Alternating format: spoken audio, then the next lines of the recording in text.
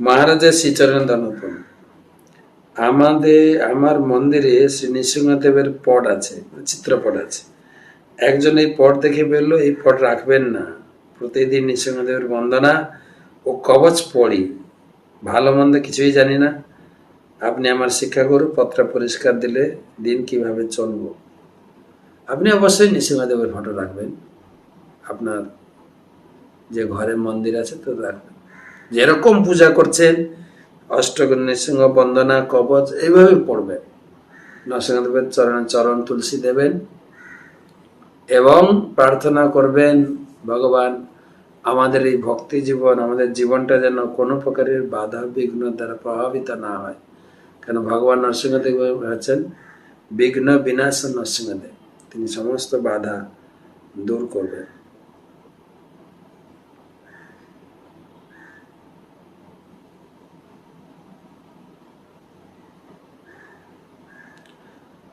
পূর্ণিমা চক্রবর্তী গেল, ইনি হচ্ছেন পূর্ণিমা দত্ত, নদিয়া থেকে।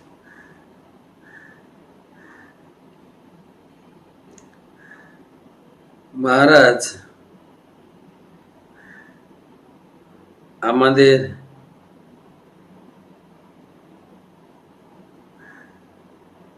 মহারাজ সত্যকোটি প্রণাম। মহারাজ আমাদের একটা প্রশ্ন হলো, আমাদের ভাসুরের মেয়ের বিয়ে ঠিক হয়েছে, ছেলে ভালো চাকরি করে ও কৃষ্ণ ভক্ত, মেয়েও কৃষ্ণ ভক্ত, কিন্তু আমার ভাসুরের এক জ্যোতিষী পাল্লায় পড়েছে। সে জ্যোতিষী বলছে এই বিয়ে দেওয়া যাবে না, ছেলে ও মেয়ে দুজনের রাশি নক্ষত্র খারাপ। আমি যেটুকু আপনার নিত্য ভাগবত ক্লাসে শুনেছি, শ্রবণ করি, তাই আপনি কৃপা করে বলবেন। তা আমি লিখেছিলাম কি অসুবিধা, তখন ইনি লিখেছেন যে দুজনের বিয়ে হলে সংসার ভালো হবে না, ভেঙে যাবে। আমার কি হাততালি দিয়ে কীর্তন করলে এই অসুবিধা কাটাতে পারবো? এটা তো শাস্ত্রে লেখা আছে হাততালি দিয়ে কীর্তন করুন, কিন্তু আপনার বিশ্বাসের উপরে কাজ করবে। শুধু বিয়ের অসুবিধা হয়েছে বলে তা না, সবসময় হরিনাম করবেন হাততালি দিয়ে, অবশ্যই ভগবান এই সমস্ত বিপদ থেকে কাটাবেন। আমাদের কথা যাদৃশী যাদৃশী শ্রদ্ধা সিদ্ধির ভবতি তাদৃশ, যার যেরকম শ্রদ্ধা সেই রকম কাজ করবে, আপনার বিশ্বাসের উপর নির্ভর করছে। হরিনাম করে দুজনকে, ছেলে মেয়েকে হরিনাম করতে বলুন।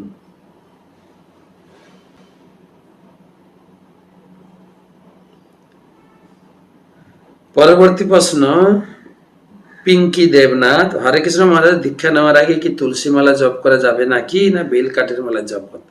জপ যেভাবেই করুন, একটু এই মালা ওই মালা না। সাধারণত আমাদের গুরুদেব দিয়েছেন তোমরা বেল মালায় জপ করো, অভ্যাস করো, তারপরে দীক্ষার সময় জপ তুলসী মালা দিয়েছে। দিয়ে এরকম কোনো বিধান নেই যে দীক্ষার আগে তুলসী মালা করা যাবে না। তবে তুলসী মালাটা গুরু মহারাজের হাত থেকে পাওয়া যায়, তো যা ভুল ভাল হবে বেলমালাতে হলো, গুরু মহারাজের হাত থেকে মালা পাওয়ার পর মনে একটা দৃঢ়তা হয়, আমার গুরুদেব আমাকে তুলসী মালা দিয়েছে। কিন্তু তাছাড়া এমনি কোনো নিয়ম নেই যে তুলসী মালা জপ করা যাবে না, করতে পারবেন।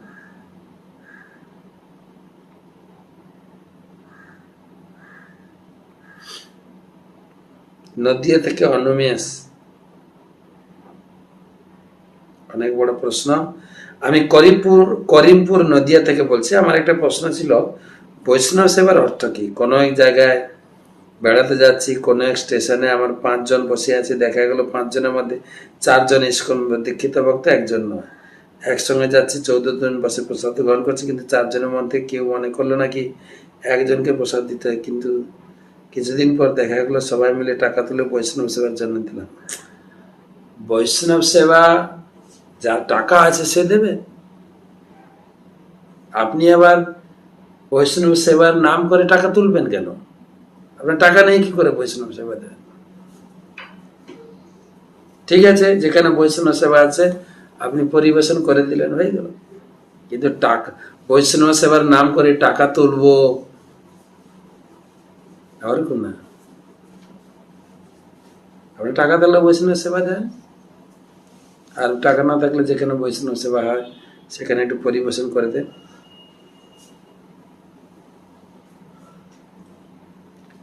তো আজকে এইখানে রাখি, পরবর্তী উত্তর বা পরবর্তী ক্লাস কালকে।